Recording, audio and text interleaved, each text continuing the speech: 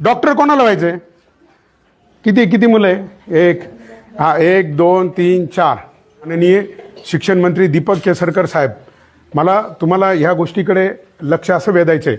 आता या मुलांना जर डॉक्टर व्हायचं असेल ना, तर यांच्या बापाच्या खिशामध्ये फी भरायला 1 कोटी रुपये खिशात पाहिजे.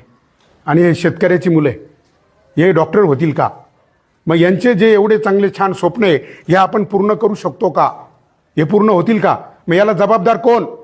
म्हणून मी या माध्यमातून माननीय मुख्यमंत्री साहेब, माननीय शिक्षण मंत्री साहेब, तुम्हाला हात जोडून विनंती करतो की आमच्या प्रत्येक तालुक्यामध्ये, प्रत्येक जिल्ह्यामध्ये एक वैद्यकीय महाविद्यालय उभं करा.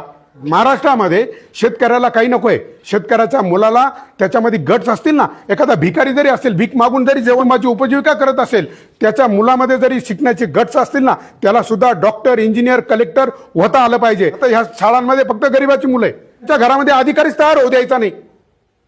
कसे